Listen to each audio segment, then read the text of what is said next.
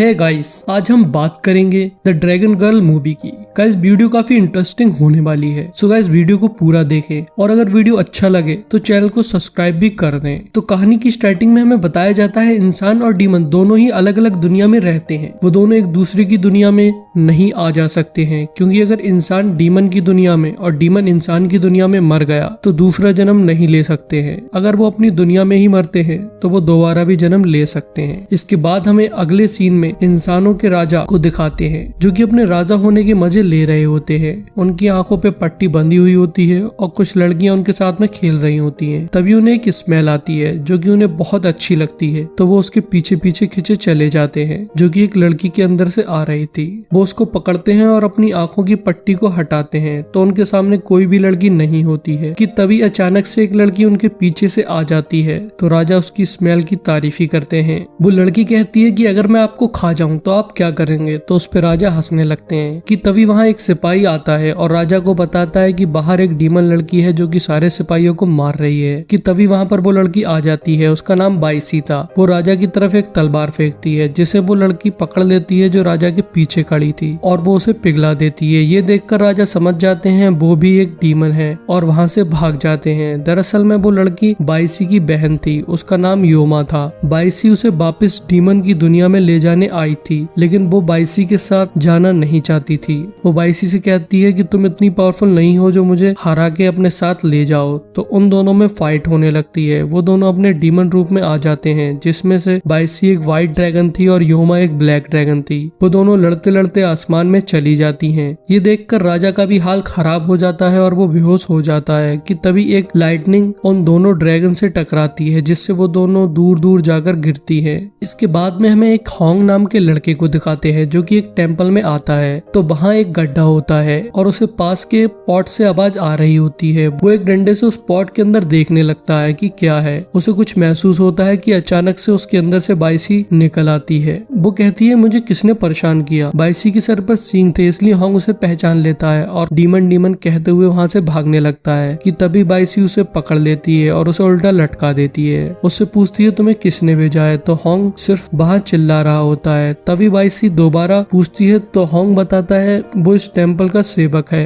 वो कुछ जड़ी बूटियां लेने पहाड़ पे गया था, जब लौट के आया तो वो उसे वहाँ मिली और वो कहता है मैं तुम्हें परेशान नहीं करना चाहता था, प्लीज तुम मुझे छोड़ दो, यहाँ से जाने दो। तभी बाइसी पानी के गुब्बारा बना के होंग के मुंह पे लगा देती है और उससे दोबारा पूछती है बताओ तुम कौन हो। लेकिन होंग फिर से वही सारी बातें कहता है। तभी बाइसी उससे कहती है तुम्हारी स्किन बहुत अच्छी है, तुम्हारा मीट तो बहुत ही टेस्टी होगा। तो होंग कहता है नहीं, मेरा मीट बहुत बुरा है और हेल्प हेल्प चिल्लाने लगता है। वहीं एक कौवा उन लोगों पे नजर रखे हुए था। फिर वो कौवा उड़ जाता है और अपने मालिक के पास जाता है, जो कि काफी खतरनाक डीमन था। वो डीमन उस कौवे को अपनी आंखों में समा लेता है, जिससे उसे वो सारी चीजें दिख जाती हैं जो बाइसी और होंग के बीच में हो रही थी। उसके बाद में वो योमा के पास जाता है। वो योमा के लिए काम करता था। वो उसे बताता है बाइसी एक टेंपल में एक होंग नाम के लड़के के साथ में है और तुम्हें ढूंढने जरूर आएगी। तो योमा कहती है उन पे नजर रखो। तभी वो डीमन वहाँ से चला जाता है और एक इंसान वहाँ आता है, जो कि कोई और नहीं उसी राजा का बेटा था जिसके पास योमा गई थी। प्रिंस योमा की चोट देखकर कहता है अगर मैंने तुम्हें वहां नहीं भेजा होता तो तुम्हारी ये चोट नहीं लगती। तो उस पे योमा कहती है कोई बात नहीं है, मैं तुम्हारे लिए जान भी दे सकती हूँ। मतलब वो दोनों एक दूसरे से प्यार करते थे। प्रिंस कहता है एक दिन मैं अपने पिता को मार के राजा बनूंगा, हम दोनों मिलकर दोनों दुनियाओं को एक करेंगे और उस पर राज करेंगे। ये सुन के योमा बहुत खुश होती है। तभी हमें बाइसी को दिखाते हैं। वो एक नदी के किनारे पर होती है और साथ में उसके होंग भी होता है। वो होंग को पकड़कर लाई होती है। होंग उससे कहता है तुम मुझे कहाँ ले जा रही हो। तो वो बताती है कि वो अपनी बहन को ढूंढने जा रही है, जिसपे होंग कहता है मैं तो तुम्हारी बहन को जानता भी नहीं हूँ, मुझे उससे क्या लेना देना। तो बाइसी कहती है मुझे उसे ढूंढने में काफी टाइम लगेगा, तो रास्ते में जब भूख लगेगी तो मैं तुम्हें खा लूंगी, मतलब तुम मेरा खाना हो, ये लेना देना है। तो होंग कहता है प्लीज मुझे जाने दो, लेकिन वो उसे जबरिया बोट पर ले जाती है। रात में जब बाइसी ये सोच रही होती है कि वो अपनी बहन को कैसे ढूंढे, तो उसे होंग के पास से आवाज आती है। तो बाइसी होंग के पास जाकर देखती है, वो अपनी रस्सियों को काट रहा होता है। बाइसी गुस्से से पूछती है ये क्या कर रहे हो। तो वो कुछ नहीं बोलता है।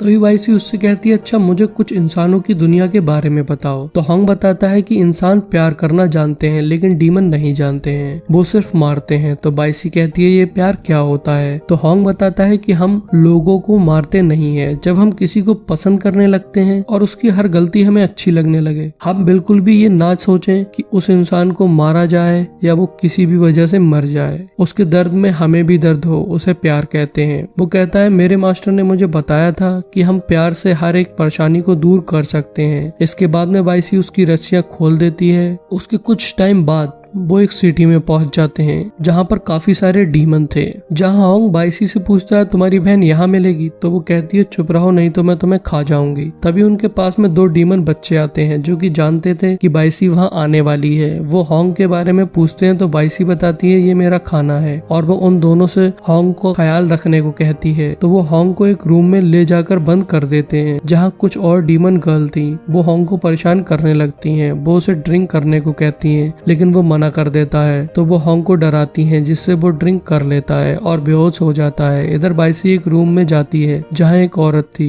बाइसी उससे कहती है तुम जानती हो मैं यहाँ क्यों आई हूँ। तभी अगले सीन में हमें उसे बहुत तेजी से खाना खाते हुए दिखाते हैं। बाइसी उस लेडी से अपनी बहन के बारे में पूछती है तो वो कहती है उसके लिए तुम्हें मुझे कुछ देना होगा, जिस पे बाइसी उस पे अटैक कर देती है। तो वो अपने असली रूप में आ जाती है जो कि एक 9-tailed फॉक्स डीमन थी। वो उसे बताती है तुम्हारी बहन अब से कुछ साल पहले यहाँ आई थी, उसके बाद में लूडान सिटी गई थी, वहाँ उसे किसी इंसान से प्यार हो गया जिसके बाद वो डीमन और ह्यूमन की दुनिया को एक करने का सपना देख रही है। इतना ही बताती है तभी बाइसी पे वो अटैक कर देती है और उससे बाइसी बाहर आकर गिरती है। उसके बाद में फॉक्स डीमन अपने एक डीमन को बाइसी को मारने को कह देती है। इधर होंग को भी अब होश आ गया था। वो अपने चारों तरफ देखता है, वो लड़की अब एक स्नैक में बदल गई होती है। तो होंग उस रूम से निकल के भागता है लेकिन बाहर एक घोस्ट डीमन लड़की उस पे हमला कर देती है। तो वो एक दूसरे रूम में छिप जाता है जहाँ और डीमन होते हैं, तो वो वहाँ से ही भागता है। इधर बाइसी उस मोटे डीमन से लड़ रही होती है लेकिन वो देखती है कि होंग के पीछे डीमन पड़े हैं तो वो उसे बचाती है। जिसके बाद में वो मोटा डीमन उन पे अटैक करने जा रहा होता है लेकिन बाइसी उस पे अटैक कर उसे मार देती है। उसके बाद में फॉक्स डीमन वहाँ आ जाती है और उन दोनों पे हमला कर रही होती है लेकिन वो दोनों वहाँ से भाग जाते हैं। इसके बाद में हमें राजा को दिखाते हैं जो कि मरने वाला था। वो अपने वजीर से अगले राजा के बारे में लिख पाता है, उसके बाद में मर जाता है। तभी वजीर उनकी वसीयत को पढ़ने लगता है। ये देखकर प्रिंस बहुत खुश हो जाता है क्योंकि अब उसे कुछ करना भी नहीं पड़ा था, वो बिना कुछ किए ही राजा बनने वाला था। वजीर बताता है कि राजा चाहते थे कि उनके बाद उनका दूसरा बेटा राजा बने जो कि बचपन में ही खो गया था। उसके चेस्ट पे एक आधे चांद का निशान है जिससे वो लोग उसे ढूंढ सकते हैं। ये सुनकर प्रिंस को बहुत गुस्सा आ जाता है। इसके बाद में हमें होंग को दिखाते हैं। वो बाइसी को कहीं सेफ जगह ले जा रहा होता है क्योंकि वो बेहोश हो गई थी। उस लड़ाई में उसकी काफी एनर्जी वेस्ट हो गई थी। रास्ते में होंग एक शॉप पे जाके टी मांगता है तो वो इंसान उसे टी नहीं देता है और कहता है कि तुम एक डीमन को लेके घूम रहे हो, मैं तुम्हें कुछ नहीं दूंगा।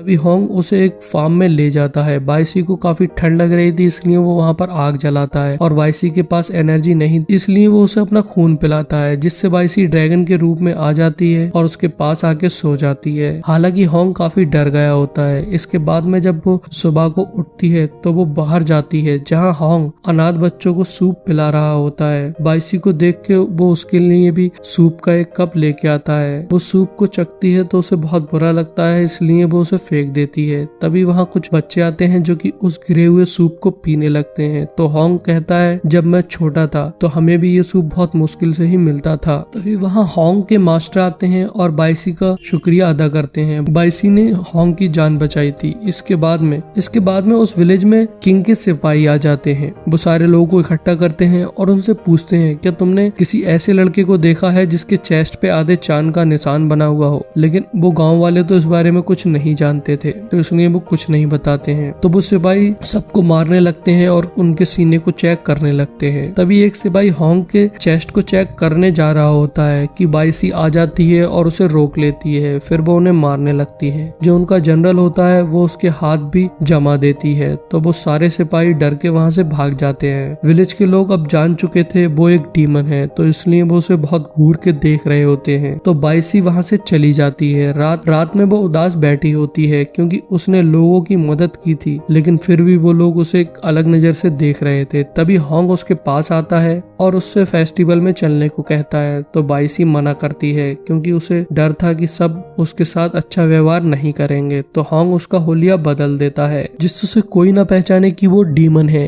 तभी हमें योमा को दिखाते हैं। उसके पास में फॉक्स डीमन आती है और उसे बताती है उसकी बहन उसके पास आई थी, लेकिन उसने उसे कुछ भी नहीं बताया। तो योमा उससे पूछती है इसके बदले में तुम मुझसे कुछ चाहती हो, तो वो हाँ कर देती है। इसलिए योमा अपने डीमन से उसकी पूंछ काटने को कहती है। तो फॉक्स डीमन डर जाती है और उससे कहती है तुम लोग एक आधे चांद वाले लड़के को ढूंढ रहे हो, मुझे पता है वो कहाँ है। तो योमा उसे एक सोने का टुकड़ा देती है। तो वो बताती है मैंने उसे तुम्हारी बहन के साथ में देखा था। तभी वहाँ प्रिंस भी आ जाता है। वो उसे और काफी सारा सोना देता है और उससे पूछता है वो लड़का कहाँ है। तो बताती है जब बाइसी उसके पास आई थी तो उसके पास में एक लड़का था जिसके सीने पे आधा चांद का निशान था। वो लोग योमा को ढूंढ रहे थे और फिर वहां से चले गए थे। ये सारी बातें सुनकर प्रिंस फॉक्स डीमन के तलवार मारकर उसे मार देता है और योमा अपने डीमन से कहती है उस लड़के और मेरी बहन को मेरे पास लेके आओ। इधर हमें बाइसी और होंग को दिखाते हैं। वो फेस्टिवल में घूम रहे होते हैं कि तभी वहां पर आतिशबाजी होने लगती है। तो बाइसी होंग को एक छत पर ले जाती है और दोनों वहां से आतिशबाजी देखने लगते हैं क्योंकि बाइसी को आतिशबाजी काफी अच्छी लग रही थी। तभी होंग उससे पूछता है तुम और तुम्हारी बहन यहाँ साथ में आए थे। तो बाइसी बताती है कि नहीं, वो अब से कई साल पहले यहाँ आई थी। जब वो यहाँ आई थी तब वो एक अच्छी डीमन थी, लेकिन फॉक्स डीमन ने बताया उसे यहाँ किसी से प्यार हो गया है। वो जब से ही बुरी डीमन बन गई है। साथ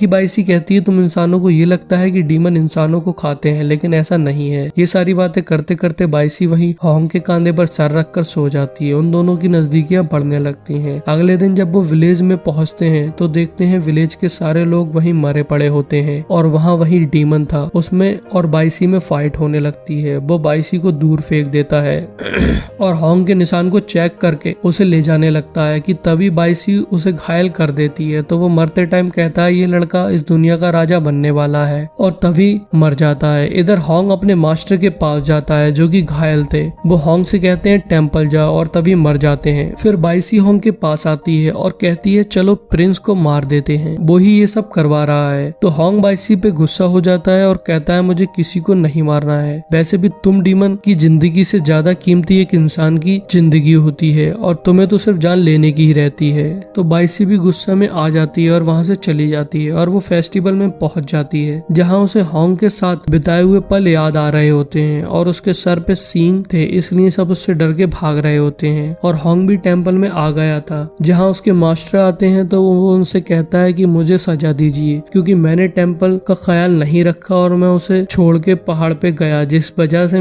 बहुत सारे लोग मर गए। तो मास्टर कहते हैं जो मरते हैं वो दोबारा जिंदा होते हैं और जो भी होता है वो गॉड की मर्जी से होता है, इसलिए किसी भी चीज का दोष अपने आप को मत दो और अपनी लाइफ में आगे बढ़ जाओ। ये कहकर मास्टर वहाँ से चले जाते हैं। तभी हमें प्रिंस को दिखाते हैं जिसे पता लग जाता है कि बाइसी ने उस डीमन को मार दिया है। तो वो बहुत गुस्से में होता है। योमा उसके पास में आती है लेकिन वो उसे भी धक्का दे देता है। तभी बाइसी भी वहाँ पर आ जाती है और प्रिंस के सिपाहियों से लड़ने लगती है। प्रिंस भी बाहर आता है तो बाइसी उसका गला पकड़ लेती है और उससे पूछती है कि उसकी बहन कहाँ है कि तभी योमा उस पे हमला कर देती है। तो बाइसी उससे कहती है तुम मेरे साथ चलो, डीमन इंसानों की दुनिया में नहीं रह सकते हैं। तो योमा मना कर देती है और प्रिंस योमा से कहता है अगर तुम अपनी बहन को मार दो तो मैं मानूं कि तुम मुझसे प्यार करती हो। इसलिए योमा बाइसी से लड़ने लगती है। वो दोनों अपनी असली रूप में आ जाते हैं, मतलब ड्रैगन बनकर लड़ने लगते हैं। उन दोनों के बीच में बहुत खतरनाक फाइट हो रही होती है। उन दोनों की फाइट से शहर में भी तबाही मच जाती है, सब जगह आग लगी हुई होती है। तभी योमा बाइसी को घायल कर देती है जिससे वो दोनों ही नीचे आ जाते हैं। तभी वहाँ पर होंग आ जाता है तो योमा उसे मारने लगती है। तो बाइसी उससे कहती है इसे मत मारो। तो योमा कहती है इसे मार दिया तो तुम बच जाओगी। उस पे बाइसी कहती है मैं इससे प्यार करती हूँ। तो योमा रुक जाती है जिसके बाद में वहाँ पे प्रिंस आ जाता है और योमा को गले लगाकर कहता है कि मुझे पता लग गया है तुम मुझसे कितना प्यार करती हो। कि तभी अचानक से वो उसे तलवार भोंक देता है जिससे वो वहीं मर जाती है।